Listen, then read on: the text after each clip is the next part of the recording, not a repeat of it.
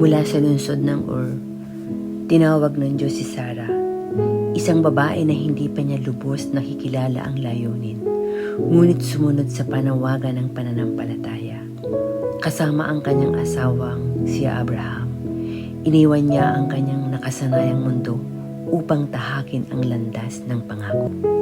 Sa pananampalataya, si Sara ay lumabas.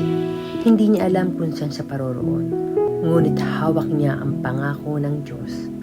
Katulad ni Abraham, siya ay naniwala.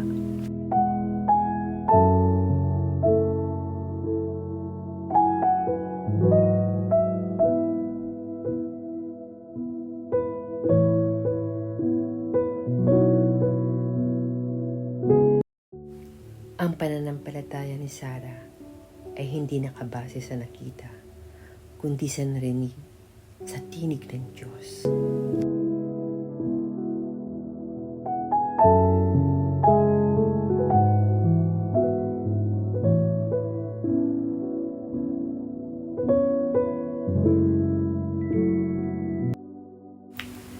Katulad ni Sara, tinatawagan din tayo ng Diyos na sumunod.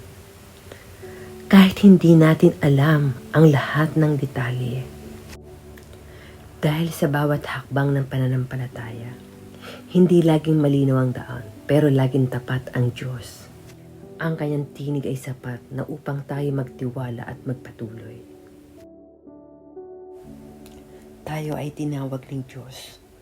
Susunod ka ba sa paglalakbay ng pananampalataya?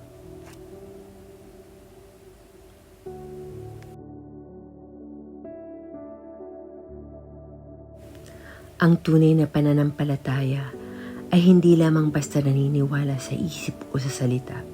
Ito ay isang buhay na pagtugon sa panawagan ng Diyos. Kahit hindi mo alam kung saan dadalhin, tulad ni Abraham, na lumakad sa pananampalataya, iniwan ang lahat dahil siya'y sumunod. Sa tunay na pananampalataya, may pagsunod, may hakbang, may sakripisyo, at may tiwala. Kahit hindi mo pa makikita ang katuparan ng pangako. Ito ang pagpapatuloy ng kwento ni Sara kung paanong ang pananampalataya ay nagbunga ng himala. Lumipas ang taon, tila wala pa rin katuparan ng pangako. Ngunit si Sara ay nanatiling naghihintay, nananalig at kumapit sa bawat salitang mula sa Diyos. Hindi siya sa umaasa sa nakikita, kundi sa tinig na minsang nangusap sa kanyang puso.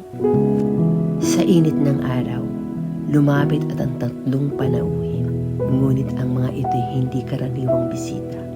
Sa katahimikan ng araw, dinalaw si Abraham ng Diyos.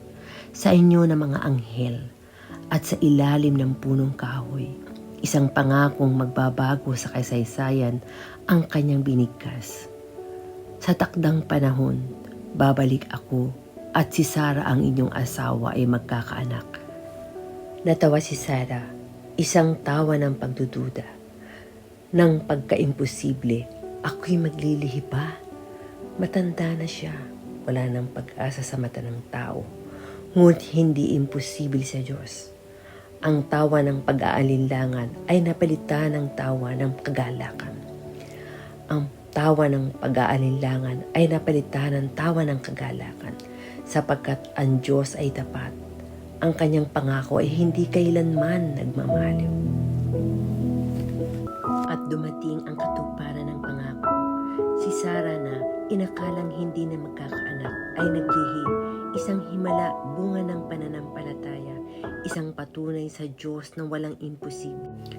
At nakita ng marami ang kanyang kalagayan. Si Sara, ang matandang babae na ngayon nagdadalang tao, maraming namangha, marami ang nagtaka, ngunit ang kanyang sinapupunan ay nagsisigaw ng isang patotoo. Ang Diyos ay tapat, ang Diyos ay makapangyarihan.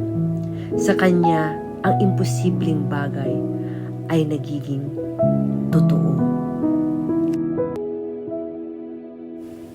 Dumating ang katuparan ng pangako ng Diyos.